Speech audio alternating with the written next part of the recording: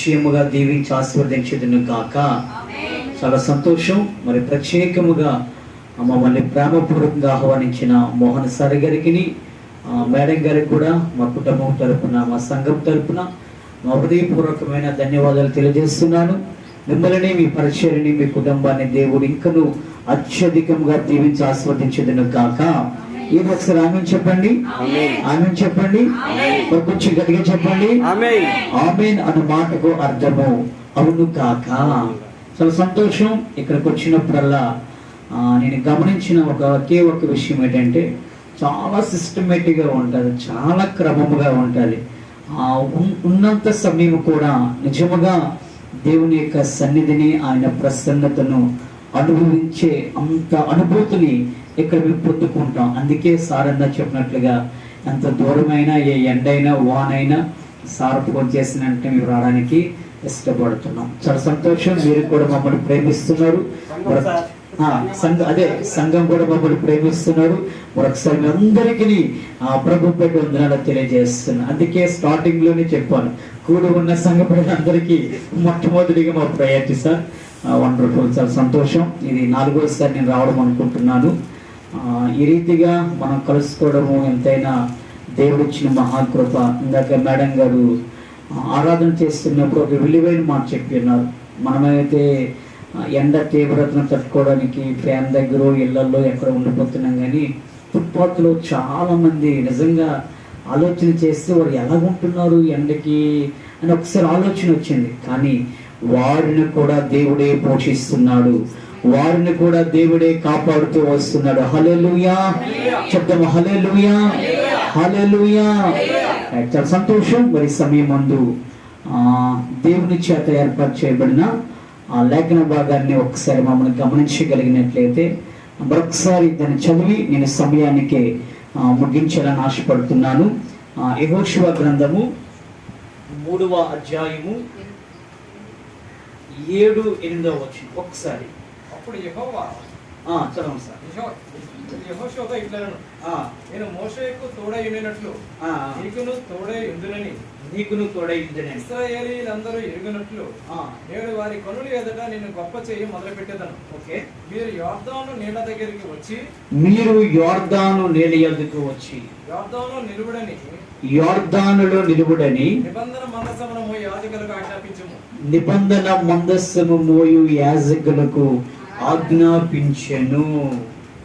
ఈ లేఖన భాగము ద్వారా ఈ ఉదయకాల సమయమందు దేవుని సంఘమైన మనందరితో దేవుడు మాట్లాడుదును కాక. లాస్ట్ టైం నేను వచ్చేటప్పుడు ప్రభువు ఏం మాట్లాడారో ఎవరికైనా గుర్తున్నదా?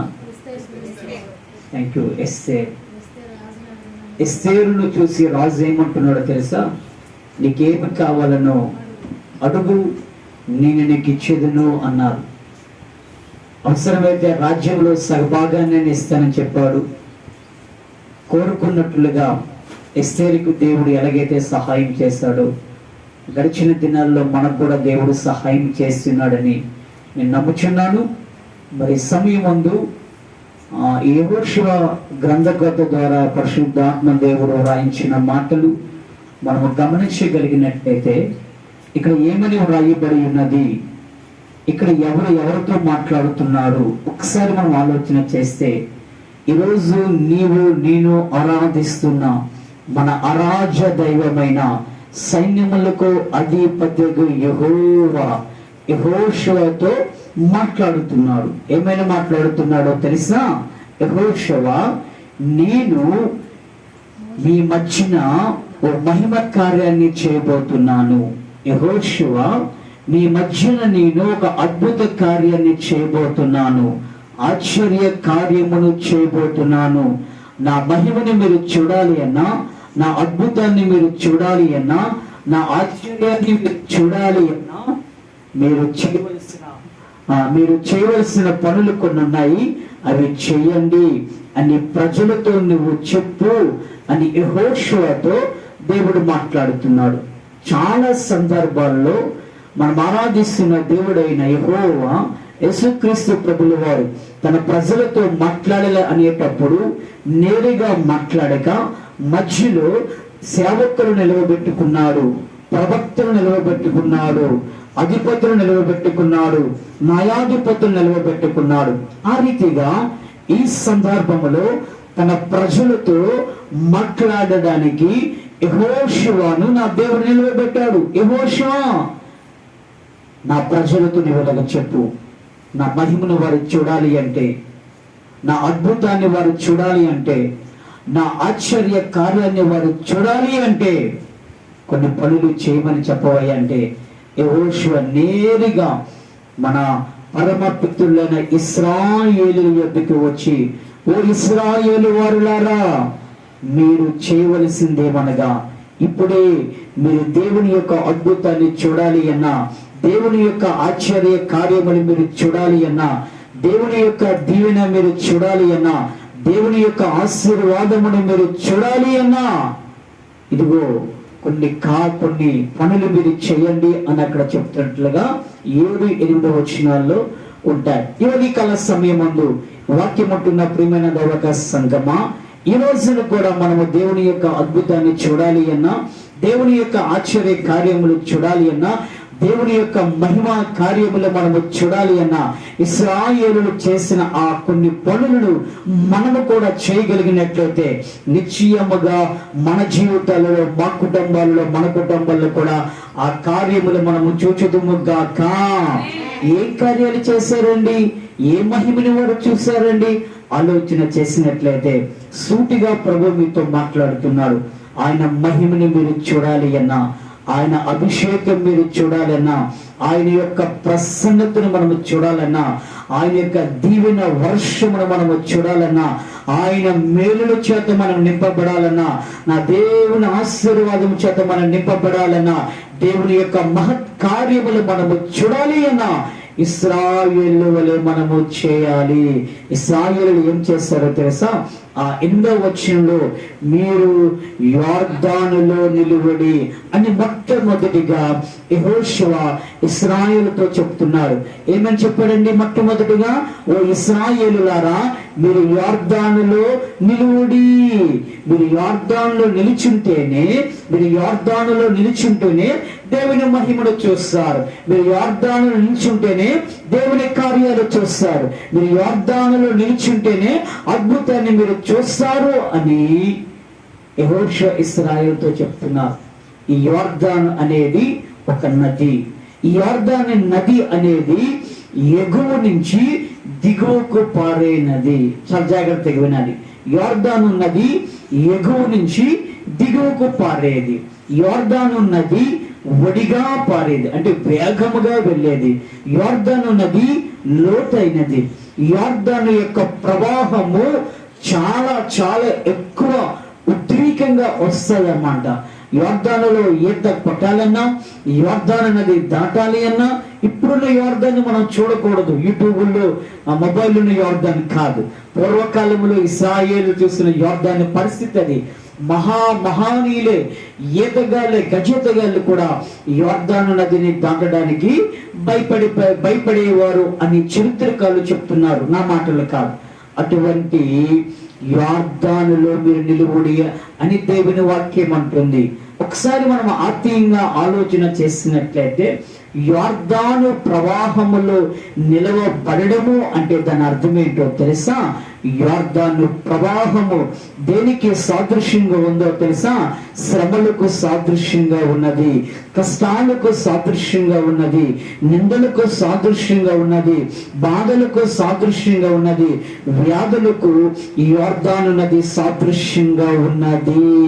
ఇవది కాలము వాక్యం వింటున్న సహోదరి సహోదరుల, ప్రియమైన దైవక సంగమా, నీవు దేవుని మహిమను చూడాలన్నా, నేను దేవుని మహిమను చూడాలన్నా, ఆయన అద్భుత కార్యములు మన గృహాల్లో జరగాలి అన్నా నేను ఎక్కడ నిలవబడాలో తెలుసా? యొర్దానులో నిలవబడాలి. అనగా శ్రమలో నిలవబడాలి, కష్టంలో నిలవబడాలి, నిందలో నిలవబడాలి, అవమానాలు నిలవబడాలి, అనారోగ్యపు పరిస్థితుల్లో కూడా ఒక క్రైస్తవుడిగా నేను నిలవబడాలి. నమ్మనవారు ఒకసారి దేవుని స్తోత్రం చెప్దామా? యొర్దానులో నిలవబడ్డమా అంటే అదండి. అపోస్తలుడైన పౌలు గారు అంటారు, ఎలా నిలవబడాలో తెలుసా? 1 కొరింథీయులకు రాసిన పత్రిక 15వ అధ్యాయము 58వ వచనంలో ఒక చక్కని మాట అక్కడ వ్రాయబడి ఉన్నది.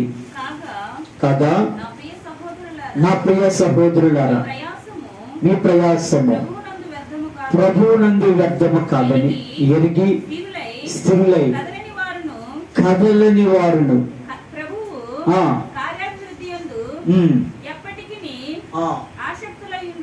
ఆమేన్. చూడండి ఇక్కడ ఏమంటున్నారు పౌలు గారు, మీరు కదలని వారిగా స్థిరులుగా నిలవబడాలి అంటున్నారు క్రైస్తవులకి. ఈ రోజున దేవుని బిడ్డలు కొన్నిసార్లు చిన్న చిన్న ప్రాబ్లం, చిన్న చిన్న సమస్యలు వస్తేనే కదిలిపోతుంటారు. అలా కదిలిపోకూడదు అని వాక్యం అంటుంది.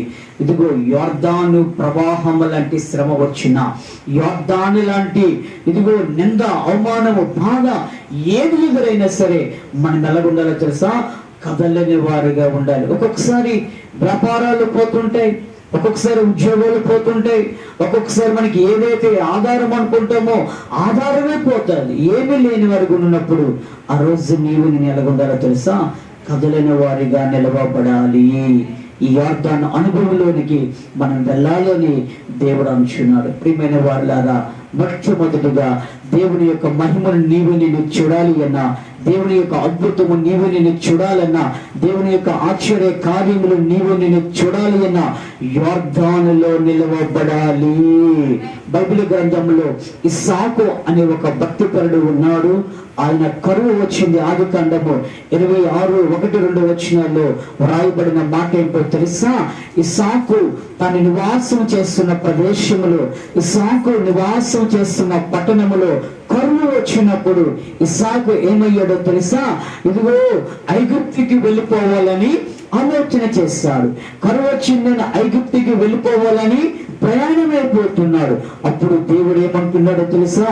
ఇస్సాకు, నీవు ఐగుప్తుకి వెళ్ళొద్దు, నీ గెరారులోనే నీవు ఉండు, ఈ పట్టణంలోనే ఉండు, ఈ ప్రాంతంలోనే ఉండు అంటున్నాడు. ఒకసారి చూడండి, ఇస్సాకు ఉంటున్న ప్రాంతము కరువు, నీరు లేక, ఆహారం లేక ప్రజలందరూ అల్లటించిపోతున్నారు.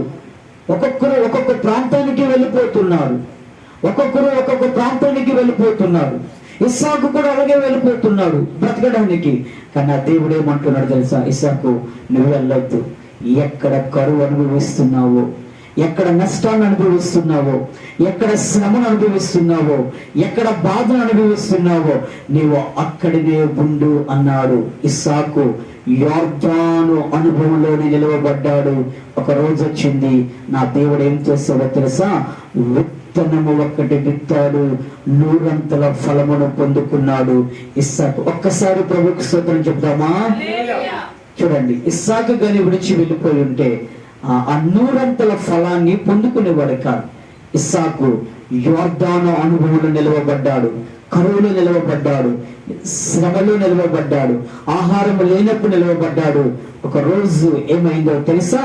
ఇస్సాకు 100 ఆశీర్వాదాన్ని పొందుకున్నాడండి. నా దేవుడు యోర్దాను దాటిన వెంటనే 100 ఆశీర్వాదం ఇచ్చే దేవుడు అయినా.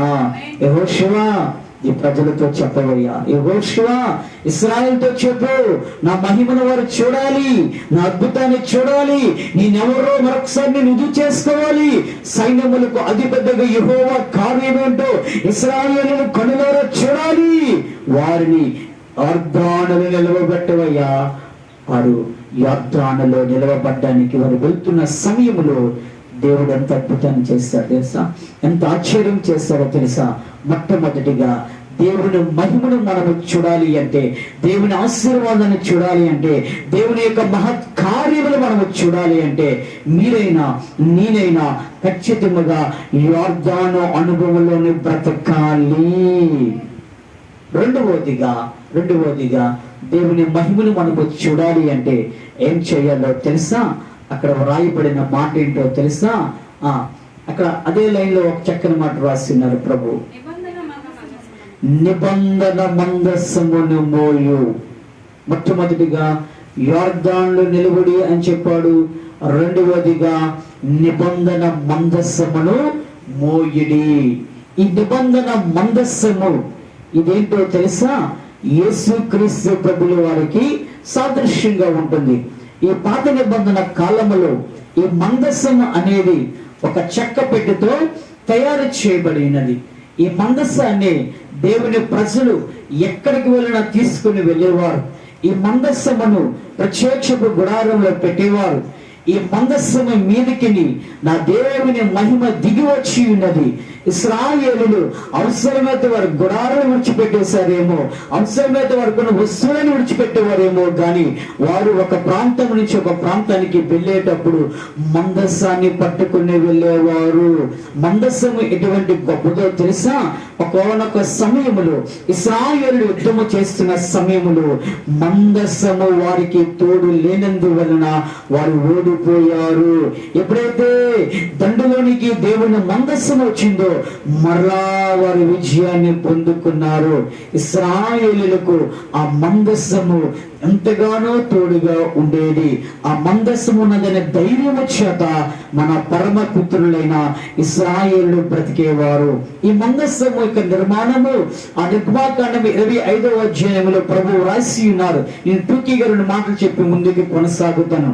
ఈ మందస్సం అనేది ఒక చెక్కతో తయారు చేయబడిన ఒక బాక్స్ టైప్. అది ఏం చెక్కో తెలుసా? తుమ్మకర్రతో చేయబడి ఉన్నది. ఈ తుమ్మకర్ర దేనికి సాదృశ్యంగా కనిపిస్తుందో తెలుసా? సంపూర్ణ మానవుడికి సాదృశ్యంగా కనిపిస్తుంది. రెండవదిగా ఆ తయారు చేయబడిన ఆ చెక్క లోపట వెలుపట బంగారపు రేకును పొదుగుడి అని చెప్పినారు. ఇంకా చాలా చాలా చేయమని ప్రభు చెప్పినారు. ఈ బంగారు రేకు ఎందుకో పొదగమని చెప్పారో తెలుసా? ఈ బంగారము దేనికి సాదృశ్యమో తెలుసా? దైవత్వానికి సాదృశ్యము, పరిశుద్ధతకు సాదృశ్యము. చూడండి, యేసుక్రీస్తు ప్రభులు వారు దావీదు పట్టణం నందు పుట్టినప్పుడు జ్ఞానులు ఏమి సమర్పించారు? బంగారాన్ని సమర్పించారు. ఆయన దైవత్వము కలిగిన వాడు, ఆయన దేవుడు అని వారు ఎరిగారు. వాస్తవానికి యేసుక్రీస్తు ప్రభులు వారు జ్ఞానులు చూసినప్పుడు చిన్న పిల్లవాడు, ఆయన పుట్టిన బిడ్డ, పస్కందు, చంటి బిడ్డ. చంటి బిడ్డకి బంగారం అడిగిస్తారు. ఆ చంటి బిడ్డను ఎలాగ దేవుడిగా గుర్తించారు? వారికి తెలుసు, ఈ చంటి బిడ్డే నిజమైన లోకనాథుడగు దేవుడని వారు ఎరిగి బంగారం ఇచ్చినారు. తుమ్మకర్ర సంపూర్ణ మానవుడికి సాదృశ్యము, బంగారము దైవత్వానికి సాదృశ్యము. దైవ సంపూర్ణ మానవుడిగా ఈ భూమి మీద ఎవరైనా బ్రతికి ఉన్నారంటే ఆయనే యేసుక్రీస్తు ప్రభుల వారు. హల్లెలూయా చెప్దాము, హల్లెలూయా హల్లెలూయా. ప్రియమైన వారలారా, దైవ మానవుడిగా బ్రతికాడు. మనమైతే మానవులుగా బ్రతుకుతామే కానీ దైవత్వం మనలో లేదు. కానీ యేసయ్య దేవుడిగా బ్రతికాడు. రక్త మాంసములు ధరించుకొని మానవుడు కూడా ధరించాడు కనుక ఆయనొక్కడే సంపూర్ణ మానవుడు, ఆయనొక్కడే దైవత్వము కలిగిన వాడు. కనుక ఈ మందస్సము యేసుక్రీస్తు ప్రభుకి పార్శ్వమైంది. అంత మాత్రమే కాదు గాని ఆ మందస్సములో కొన్ని వస్తువులు ఉంచబడి ఉన్నాయి. 1 మన్నా ఉంచబడి ఉన్నది, 2 అహరోను కర్ర, 3 నిబంధన మందస్సం ఆ నిబంధన ఆ పలకలు, ఆజ్ఞ పలకలు కూడా ఉంచబడి ఉన్నాయి. ప్రియమైన వారలారా, ఆజ్ఞ పలకలు దేనికి సాదృశ్యమో తెలుసా? వాక్యమునకు సాదృశ్యం. ఎవరి వాక్యము? ఆది యందు వాక్యం ఉండదు. ఆ వాక్యమే కృపా సత్య సంపూర్ణుడిగా మన మధ్య సంచరిస్తున్నారు. ఆయనే యేసుక్రీస్తు ప్రభుల వారు. ఒకసారి నమ్మిన వారు చప్పట్లు కొట్టగలరా? రెండవదిగా మన్నా ఇశ్రాయేలు ప్రజలు ఆహారంగా మనం చూస్తూ ఉంటాం. ఎవరి ఆహారము?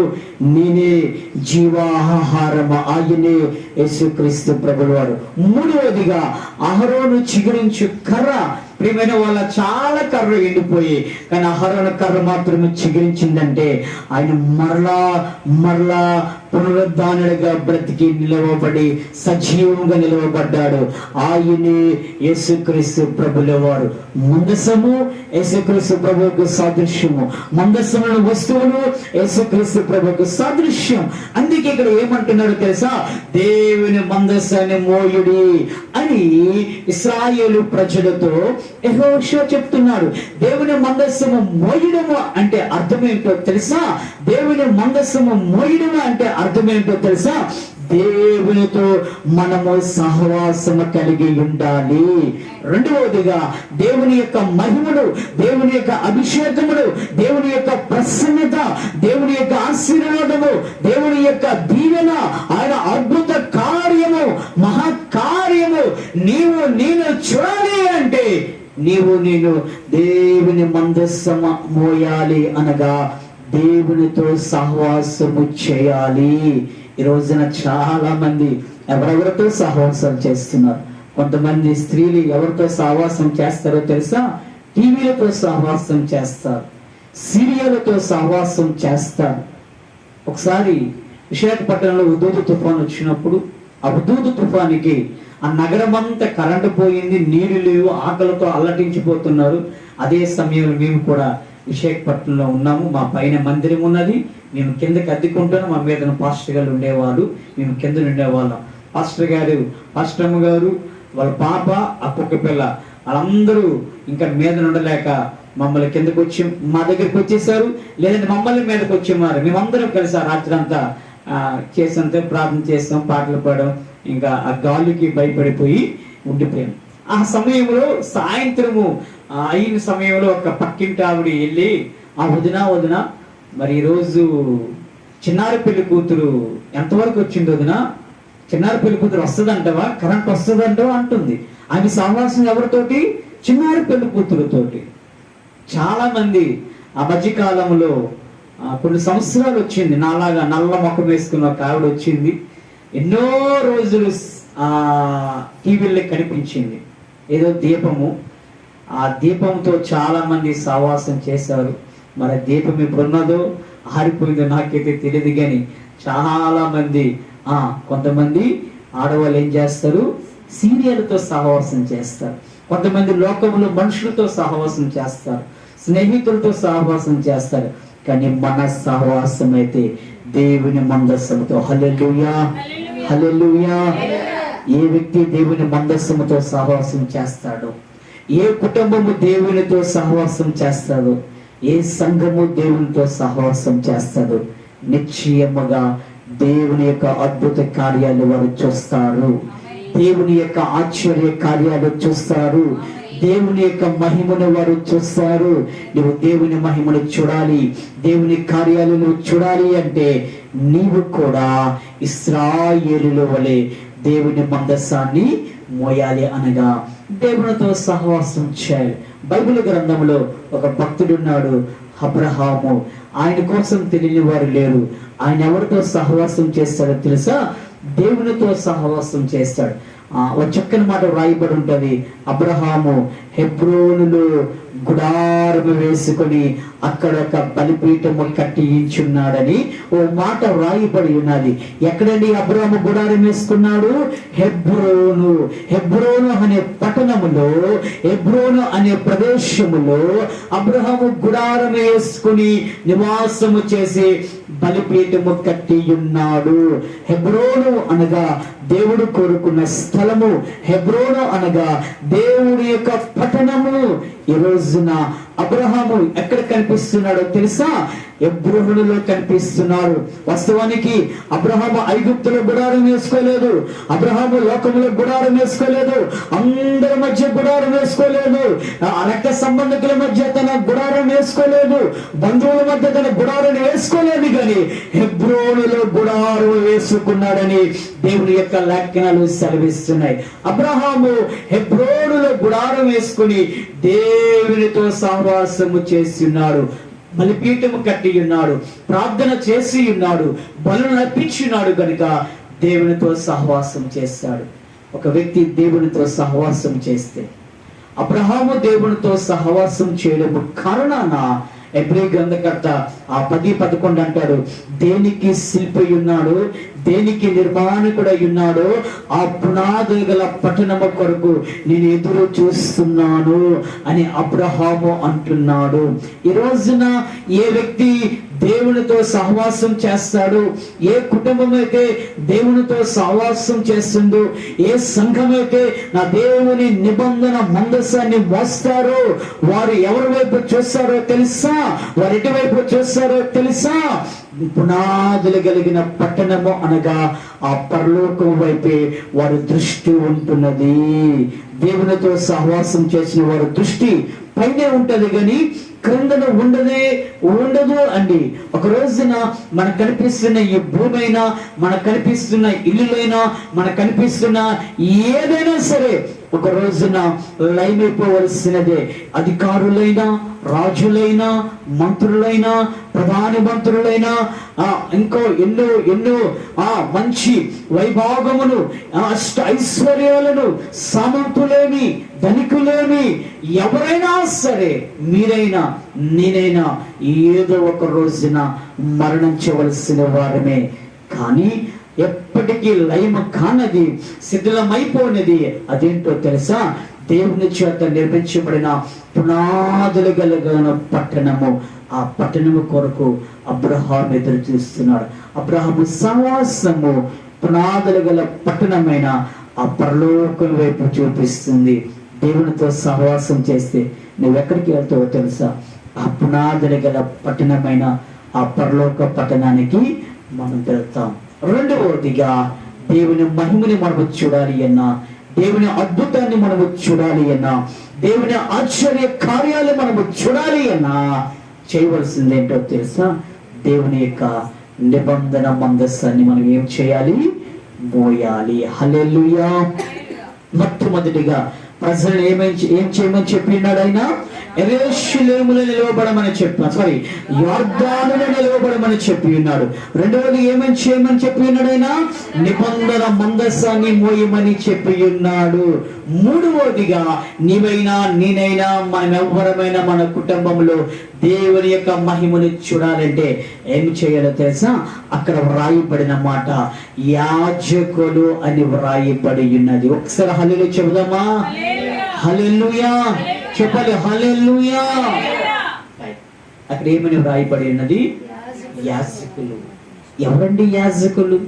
పాత నిబంధన కాలములో లేవి గోత్రపు వారిని దేవుని యొక్క యాజకులుగా నా దేవుడు ఎన్నుకున్నాడు. కొత్త నిబంధన కాలం వచ్చేసరికి ఓ చక్కని మాట వ్రాస్తున్నాడు. మొదటి పేతురు రాసిన పత్రిక 2వ అధ్యాయము 9వ వచనములో ఓ మాట వ్రాయబడి ఉన్నది. అయితే మీరు చీకటిలో నుండి ఆశ్చర్యకరమైన తన వెలుగులోనికి మిమ్మును పిలిచిన వాని గుణాతిశయములను ప్రచురము చేయు నిమిత్తము ఏర్పాటు చేయబడిన వంశమును రాజులైన యాజక సమూహమును. హల్లెలూయా. ఏమని వ్రాయబడినదమ్మ అక్కడ? రాజులైన యాజక సమూహము. ఎవరో తెలుసా? నీవు నేను మనమందరము కూడా రాజులైన యాజకులమే. హల్లెలూయా. నీకు తెలుసా మనం ఎవరమో తెలుసా? రాజులం. రైట్, నిజం. మనం ఎవరమో తెలుసా? రాజులం. మీరు రాజు, నేను రాజు, మీరు రాణి రాజు. మన తండ్రి ఎవరో తెలుసా? రాజులకు రాజు. మన దేవుడు ఎవరో తెలుసా? రాజులకు రాజు, ప్రభువులకు ప్రభువు అయిన నీవు నేను ఆయన పిల్లలమైనప్పుడు రాజకుమారుడిని ఏమంటారు? రాజు అంటారు. రాజకుమార్తెను ఏమంటారు? రాణి అంటారు. నా యేసు రాజు అయినప్పుడు ఆయన పిల్లలమైన నీవు, ఆయన పిల్లలమైన మనం ఎవరమో తెలుసా? రాజులమే. లోకానికి తెలియదు. చాలా మంది మనల్ని తక్కువగా చూడొచ్చు, చులకనగా మాట్లాడచ్చు. వారు ఏదో మతం వస్తువులు ఏదో విధంగా మన కోసం వారు మాట్లాడవచ్చు. కానీ ప్రియమైన వాళ్ళరా, నీవెవరో తెలుసా? నిన్నెవరినో తెలుసా? మనమందరము రాజులమే, యాజకులమే. ప్రియమైన వాళ్ళరా, ఎవరు యాజకులు అంటే ఎటువంటి వారిని నా దేవుడు యాజకులుగా నా దేవుడు పిలుచుకుంటున్నాడని మనం చూడగలిగినట్లయితే, నువ్వు ఒక యాజకురాలుగా ఉండాలి అన్నా, నేను ఒక యాజకుడుగా ఉండాలి అన్నా ఉండవలసిన లక్ష్యం ఏంటో తెలుసా? పరిశుద్ధత ఉండాలి. హల్లెలూయా. ఏ వ్యక్తి పరిశుద్ధత కలిగి ఉంటాడో, ఏ కుటుంబము పరిశుద్ధత కలిగి ఉంటున్నదో, ఏ సంఘము పరిశుద్ధత కలిగి ఉంటున్నదో వారు యాజకులు. ఈ యాజకులుగా ఉండమని దేవుడు చెప్తున్నాడు. యెహోషువ ప్రజలను యాజకులుగా చేయి.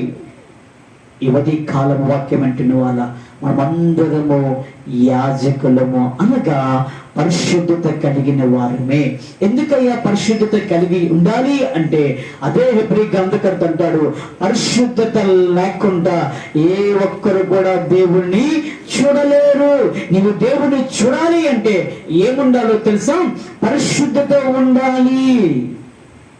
ఈ రాష్ట్రాన్ని పరిపాలన చేస్తున్న చీఫ్ మినిస్టర్ని మనం కలవాలంటే మన దగ్గర ఒక పవర్ ఉండాలి, ఒక ఐడెంటిటీ ఉండాలి. మన దేశాన్ని రూలింగ్ చేస్తున్న ప్రైమ్ మినిస్టర్ మనం కలవాలంటే మన దగ్గర ఒక క్వాలిఫికేషన్ ఉండాలి, ఏదో ఒక ఐడెంటిటీ ఉండాలి. మామూలుగా మనం కలవలేమండి, అపాయింట్మెంట్ ఉండాలి. ఒక డాక్టర్ని కలవాలంటే టోకెన్ తీసుకోవాలి. అంతవరకు ఎందుకు? మన డాక్టర్ దగ్గరికి వెళ్ళాలంటే మేడం గారు ఖచ్చితంగా టోకెన్ తీసుకోవాలి. ఆ టోకెన్ అంట ముందుగానే తీసుకోవాలి. విశాఖపట్నంలో మీకు తెలిసి ఉంటుంది, ఒక గ్యాస్ట్రిక్ స్పెషలిస్ట్ ఒక ఆయన ఉంటారు కేజీహెచ్ డౌన్లో. ఆయన అపాయింట్మెంట్ టోకెన్స్ అంట 2 నెలల ముందే మనం తీసుకోవాలంట. అదేంటి? ఇప్పుడు నేను తీసుకుంటే నాకు గ్యాస్ట్రిక్ వచ్చిందని 2 నెలల తర్వాత నేను వెళ్తే ఇలా బ్రతికేవాడెవడు, చచ్చిపోయేవాడెవడు? ఆ డాక్టర్కి అంత డిమాండ్.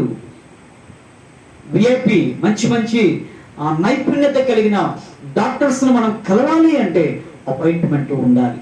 ఒక ప్రముఖ వ్యక్తిని కలవాలి అంటే మనకు పర్మిషన్ ఉండాలి. అలాంటిది అధిపతులకే అధిపతి, నయాధిపతి, సర్వలోక నాథుడగు ఆ పరలోక పట్టణపు యొక్క పునాదులు నిర్మించిన ఆ మహనీయుడు, ఆ గనుడైన యేసుక్రీస్తు ప్రభుల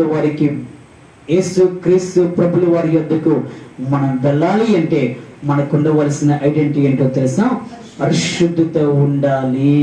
పరిశుద్ధత లేకుండా ఏ మనుషుడు దేవుని చూడలేడు. వాక్యం అంటుంది. హల్లెలూయా. మూడవదిగా మనల్ని ప్రభు ఏం చేయమంటున్నాడో తెలుసా? యాజకులుగా ఉండమంటున్నాడు, అనగా పరిశుద్ధతో ఉండమంటున్నాడు. ఏ వ్యక్తి పరిశుద్ధతతో ఉంటాడో, ఏ కుటుంబము పరిశుద్ధతో ఉంటున్నదో వారు దేవుని మహిమను చూస్తారు, వారు దేవుని అద్భుతాన్ని చూస్తారు, వారు దేవుని యొక్క ఆశ్చర్య కార్యాలను వారు చూస్తారు. ఇవది కల సమయమందు వాక్యం వింటున్న వారులారా, మీరైనా నేనైనా దేవుని అద్భుతము ఆశ్చర్యమును మనం చూడాలి అంటే ఖచ్చితంగా మనలో ఉండవలసింది ఏంటో తెలుసా? పరిశుద్ధత ఉండాలి. ఇలా చెప్తే చాలా విషయాలు చెప్పొచ్చు అండి. ప్రియమైన దైవక సంగమా, ప్రియమైన దేవుని ప్రజలారా, ఇదిగో యెహోషువతో నా దేవుడు అంటున్న మాట ఏంటో తెలుసా? యెహోషువ ప్రజలతో చెప్పు, రేపు అద్భుతాన్ని చేయబోతున్నాను, ఆశ్చర్యాన్ని చేయబోతున్నాను. కన్నులారా ప్రజలు చూడాలి. వారు చేయవలసిన పనులేంటో తెలుసా? వారి గుడారాల్లో ఉండిపోకూడదు, వారు వంటలు చేసి ఉండిపోకూడదు. నువ్వు దేవుని అద్భుతం చూడాలి అంటే చాలా మంది మందిరాలకు రాకుండా ఉండిపోతారు. మందిరానికి రాకుండా ఉండిపోతే ఎలాగా దేవుని యొక్క అద్భుతాన్ని చూడగలుగుతారు? ఎలాగా ఆయన ఔన్నత్యాన్ని పొందుకోగలుగుతారు? ఎలాగా ఆయన అభిషేకము, ఆయన సన్నిధిని అనుభవించగలుగుతారు? మన ఇళ్లలో మనం ఉండిపోతే ఆయన అద్భుతాన్ని మనం చూడగలుగుతామా? చూడలేము. ఈరోజు చాలా మంది టీవీల్లో, సెల్ ఫోన్లో వాక్యాలకి ఎక్కువ ఎడిట్ అయిపోతారు. ప్రేమిన వాళ్ళ అది తప్పు ఒప్పు నాకైతే తెలియదు, కానీ వాస్తవానికైతే 100% తప్పే. టీవీలో వాక్యం చెప్పి విని బలపరిచినంత వరకే, కానీ నీకు అస్సలు శిస్సులైన ప్రసన్నత ఎక్కడ దొరుకుతుందో తెలుసా? దేవుని సన్నిధిలోనే. హల్లెలూయా. దేవుని సన్నిధిలోనే మనకు ప్రసన్నత, ఆయన అనుభవము మనం పొందుకోగలుగుతాం. అయితే ఇశ్రాయేలు వారులారా, మీరు గుడారాల్లో ఉండొద్దు, లేవండి, బయలుదేరండి. దేవుని యొక్క కార్యాన్ని మనం చూద్దాం, దేవుని మహిమను చూద్దాం. మన పిల్లలతో చెప్పాలి, పిల్లలారా లేవండి, ఈరోజు ఆదివారం దేవుని ఆరాధనలో మనము దేవునితో కలవబోతున్నాం. దేవుడు మనతో కలవబోతున్నాడు. మనము ప్రార్థిస్తున్నప్పుడు మన ప్రార్థన ఆలకించబోతున్నాడు. వాక్యపు స్వరమచ్చాక ఈరోజు దేవుని మందిరములో మనతో దేవుడు కలవబోతున్నాడు. లేవండి, బయలుదేరండి అని కుటుంబాలతో దేవుని మందిరానికి రావాలి. ఆ రోజున ఇశ్రాయేలందరూ గుడారాలను ఎత్తికట్టేసి యొర్దానులో నిలవబడ్డానికి వారు సిద్ధమైపోయారు. దేవుని అద్భుతాన్ని చూడాలి, దేవుని ఆశీర్వాదం చూడాలి, దేవుని మేలును చూడాలి, దేవుని కార్యాలు చూడాలి అంటే మొట్టమొదటిగా వారిని ఏమని చెప్పారో తెలుసా? యొర్దానులో నిలవబడాలి. యొర్దాను అంత సులువైనది కాదు. యొర్దాను ఒడిగా ప్రవహించే నది. యొర్దాను ఎగువ నుంచి పారే నది. యొర్దాను చాలా ఫోర్స్ గా వస్తుంది. అందరూ నిలవబడడం చాలా కష్టం, అయినా నిలవబడాలి. క్రైస్తవుడికి శ్రమ రాక తప్పదు, క్రైస్తవుడికి నింద రాక తప్పదు, అవమానం రాక తప్పదు, బాధలు రాక తప్పదు, ఎన్నో ఎన్నో ఎన్నో స్ట్రగుల్స్ రాక తప్పదు. అటువంటి సమయంలోనే మనము నిలవబడాలి. హల్లెలూయా. ఒకసారి నా బండి వాటర్ సర్వీస్ చేసినప్పుడు అక్కడ ఆ సర్వీసింగ్ చేసిన వ్యక్తి నా పక్కన కూర్చుంటే ప్రభు ఎందుకో 2 మాటలు సువార్త చెప్పమని చెప్పినప్పుడు, అయ్యా బ్రదరు సారీ ఎలాగొన్నారు సార్ బాగున్నారా మాట్లాడేటప్పుడు ఆయన అన్నాడు, అయ్యా మీరు పాస్టర్ గారని అడిగాడు. ఎలా పోల్చారు? అవునండి మీరు పాస్టర్ గారు సార్ అన్నాను. అయితే అయ్యా మీరు ప్రభువుని తెలుసుకోవచ్చు కదా, యేసయ్య గొప్ప దేవుడు, యేసయ్య గొప్ప దేవుడు. ఎందుకు మన దేవుడు పిలుచుకున్నాడో తెలుసా? వాని గుణాతిశయములను ప్రచురము చేయడానికి. ఎవరు గుణాతిశయములండి?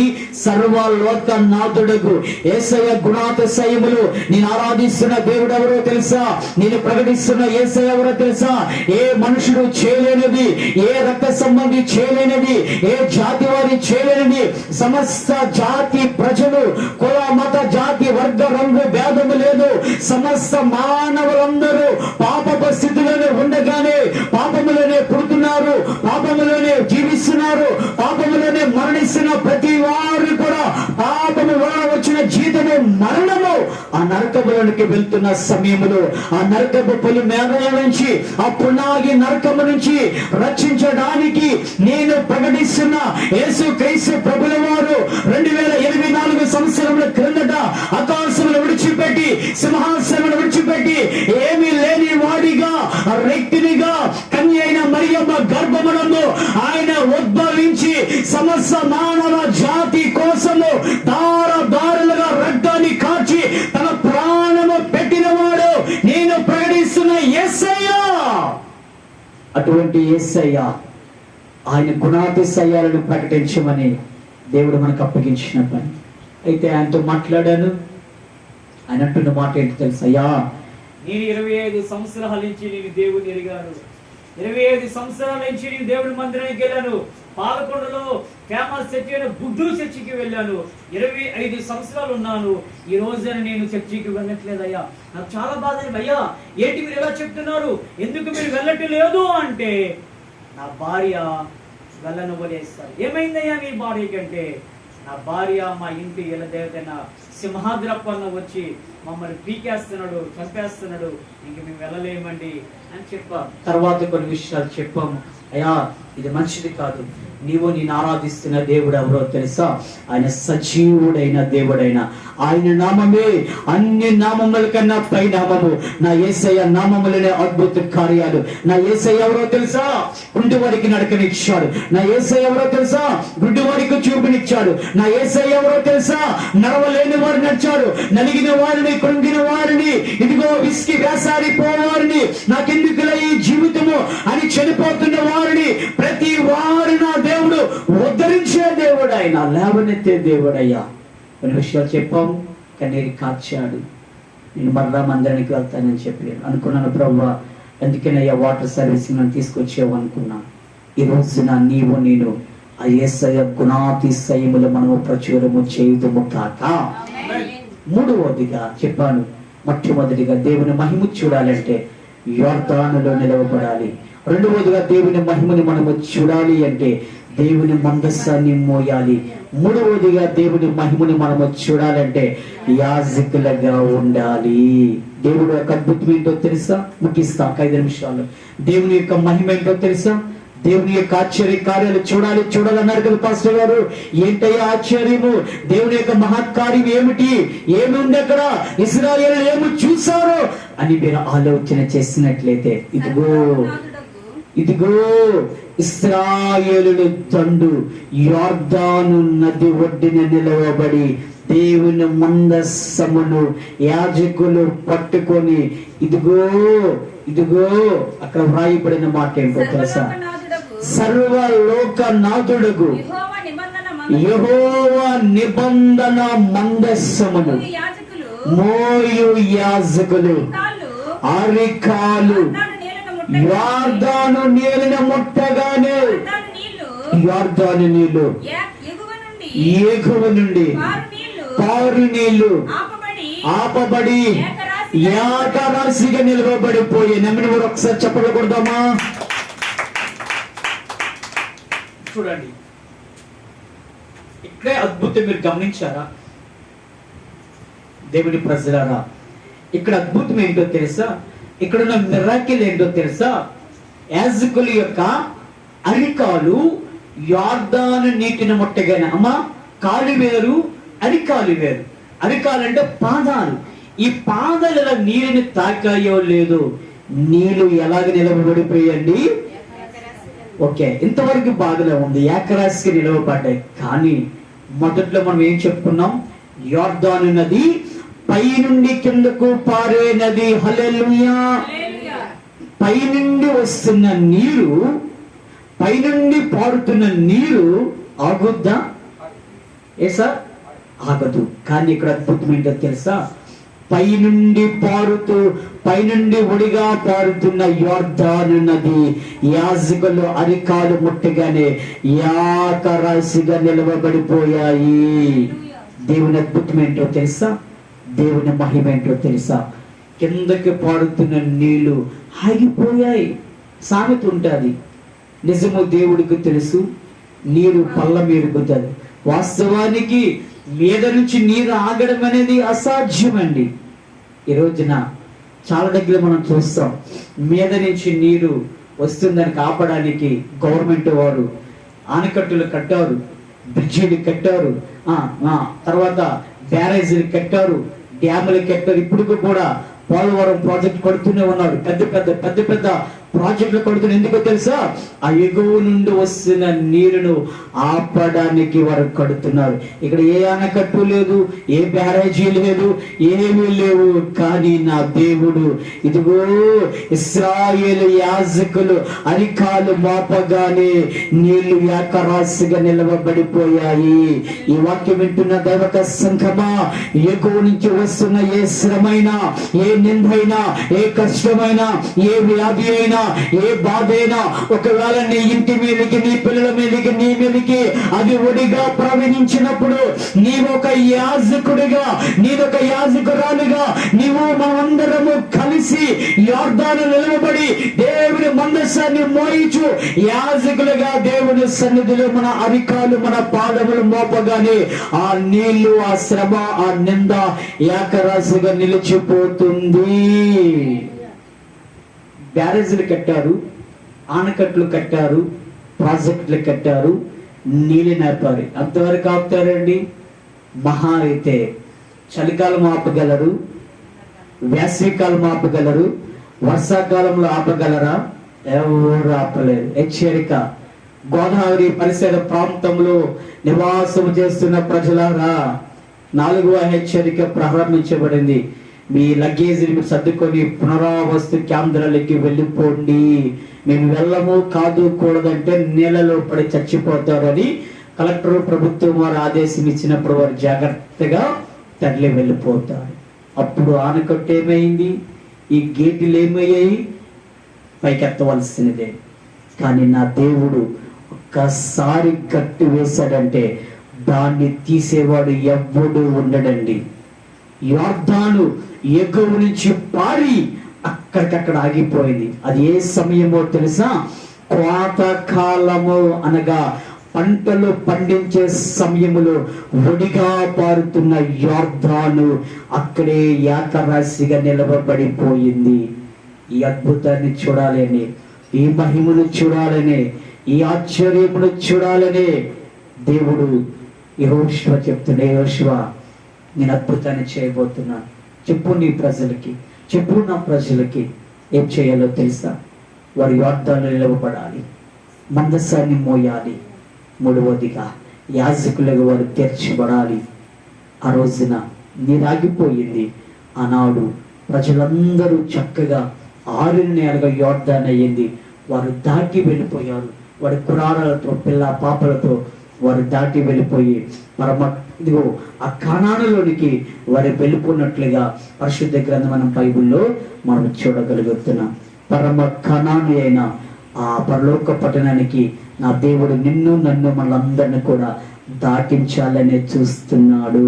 నీ ముందర యోర్దాను ప్రవాహం నిలవబడినా, నీ ముందర యోర్దాను లాంటి శ్రమ వచ్చినా సరే నా దేవుడు ఏకరాశిగా నిలిపివేసి నీకు దారిని చూపిస్తాడు. ఆనాడు మోషే కాలములో నా దేవుడు ఎర్ర సముద్రాన్ని 2 పాయలుగా చేశాడు.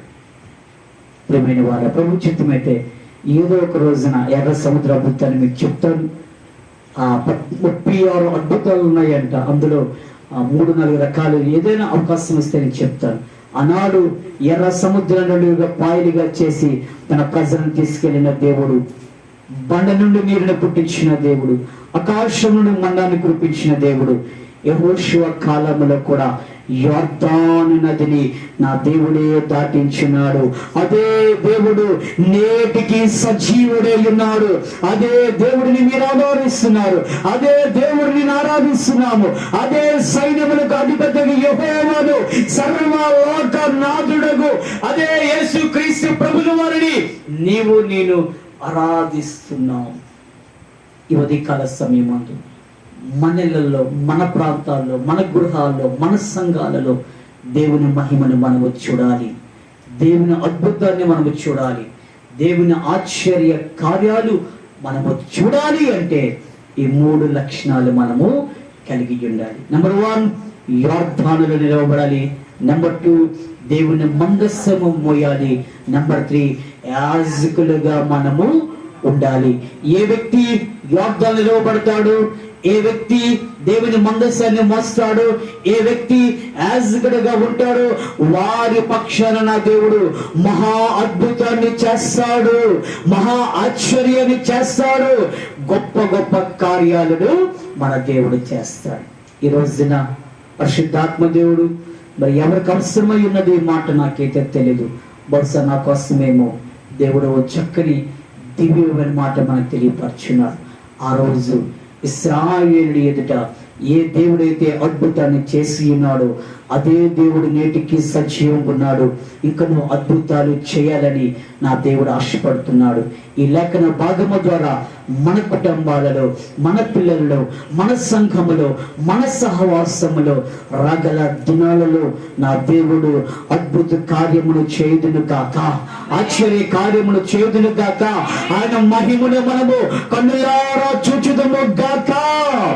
అట్టి కృప, అట్టి ధన్యత దేవుడు మనకందరికీ దయచేయుదును గాక. ఒకసారి దేవుని ప్రజలైన సంఘమైన మీ అందరికీ నేను హృదయపూర్వకమైన వందనాలు.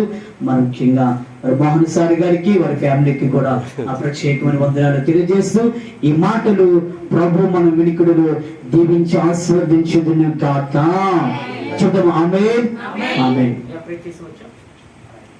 దయచేసి మనం అందరం లేచి నిలబడినట్లయితే